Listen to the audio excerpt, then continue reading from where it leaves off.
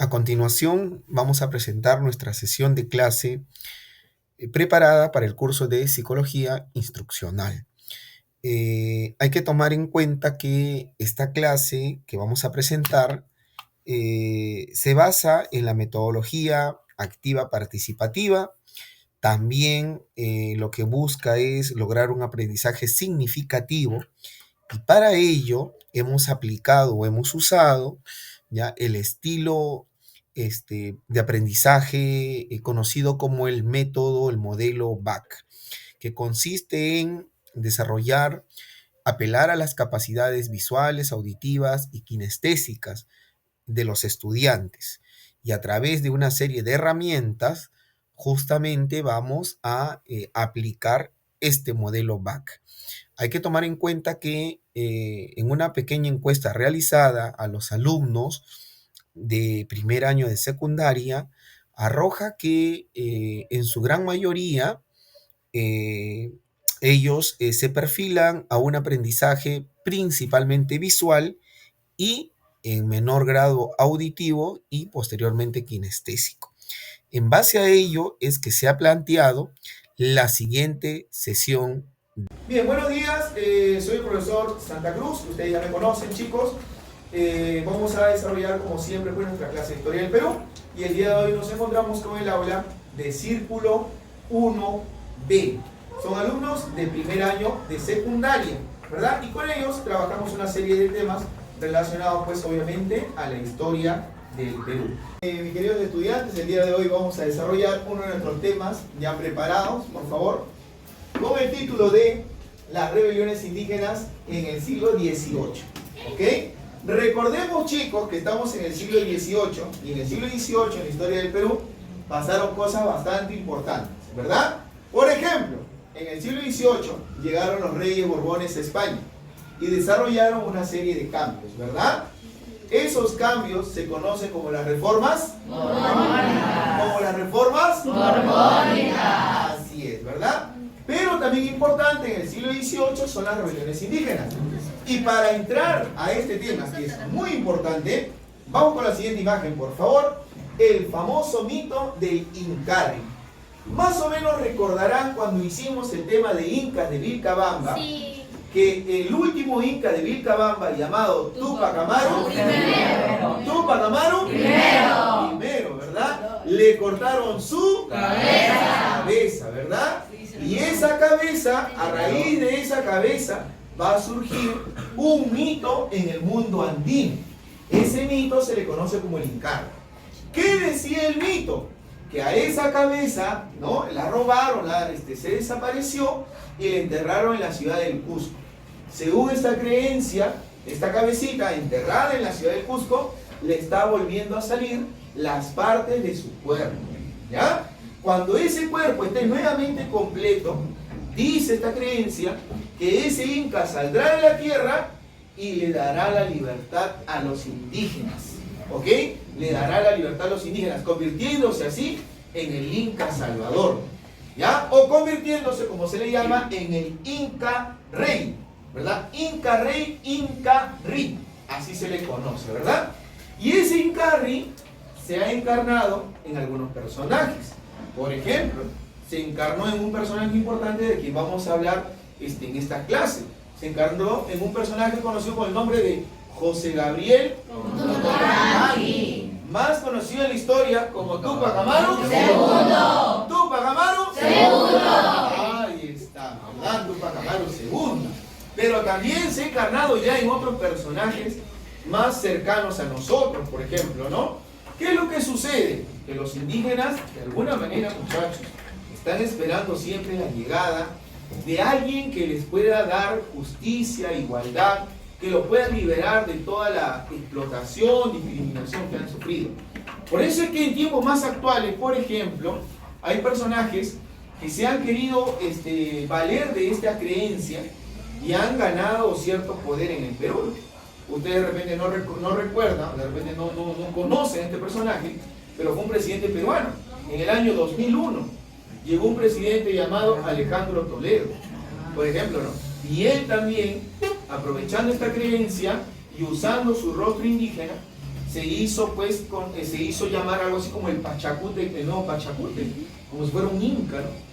Y hace poquito nomás también tenemos a un presidente, ¿verdad?, con rostro indígena, que justamente ganó las elecciones en gran parte por ese rostro indígena que tenía, ¿verdad? No más pobres en un país rico. Palabra de maestro. ¿Quién es? ¿Verdad? Pero bueno, mejor. Y al final dio su golpe de estado. No hablemos mejor porque eso nos trae Mucha desgracia. malos recuerdos. Siguiente, Samir, por favor. Entonces, chicos, sí se lo complete. Muy bien. Listo. Entonces, ahora hay que entender las rebeliones indígenas de la siguiente manera. Miren ustedes, ¿ya? En el siglo XVIII, según los historiadores, presten atención aquí, chicos, en el siglo XVIII, según los historiadores, hubieron más de 100 rebeliones indígenas, ¿ok? Si el siglo XVIII, aproximadamente, ¿no?, dura 100 años, y hubieron 100 rebeliones, y hacemos una pequeña división, pregunta, ¿cuántas rebeliones por año hubieron en promedio? Una rebelión, ¿verdad? Entonces, la gran pregunta es, ¿qué estaba sucediendo en el siglo XVIII para que hayan tantas luchas de los indígenas? Y bueno, eso lo tenemos aquí en las causas, ¿verdad? Pregunta, los indígenas, dime, ¿ya eran respetados o eran discriminados? Discriminados, ¿verdad? Dime, también sufrían explotación, ¿verdad? Sí. ¿Cómo se llama ese trabajo que realizaban en las minas? En las minas, en las minas. La mina, ¿verdad? Cuando realizaban trabajos en el campo, ¿cómo se llamaba? Yanaconaje. Y las autoridades más abusivas, las más abusivas eran los corregidores, ¿verdad? Que les vendían objetos a los indígenas de manera innecesaria. No sé si recordará porque esto ya lo hicimos. A eso se le llamaba los repartos mercantiles. Ahí está, ¿verdad? Entonces, muchachos, esas son las razones por las cuales los indígenas empiezan a rebelarse. Dale la siguiente, por favor. Hubieron varias rebeliones. Aquí un ratito vamos justamente a reforzar, chicos. Miren, estos son los indígenas.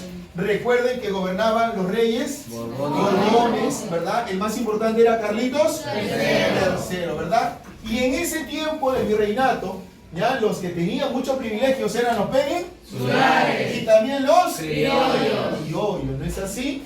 Mientras que los indígenas cumplían trabajos en las minas, tenían que pagar tributos y eran explotados en los obrajes. ¿Qué eran los obrajes, te acuerdas? ¿Eran los talleres? Textiles, ¿verdad? Donde realizaban las telas, ¿verdad? Que se iban en Europa. Dale, por favor, Samir, ahora sí. Y hubieron muchas rebeliones, como te dije. Vamos, ¿ya? Hubieron muchas rebeliones, pero vamos a recordar las más importantes. En realidad, fueron dos las más importantes. La de Juan Santos Atahualpa, que se dio en la zona de la selva, ¿ya? En la zona de la selva. Y también la de Túpac Amaru II, que se dio, ¿en dónde? ¿En dónde se dio? Cusco. En el Cusco, muchachos. Ahí está, ¿ya? Estas son las dos rebeliones más importantes y son las que vamos a hablar el día de hoy. Muy bien, ahí quedamos. A ver, después de la explicación de la clase, vamos a desarrollar nuestra parte de la retroalimentación para reforzar lo que se ha aprendido el día de hoy en esta sesión. Adelante, por favor. Ahí. Recordemos, Juan Santos Atahualpa es el líder de esta rebelión. Pregunta, ¿se rebeló en la sierra o en la selva? Selva. En la selva, ¿verdad? Específicamente en un lugar llamado Pajonal.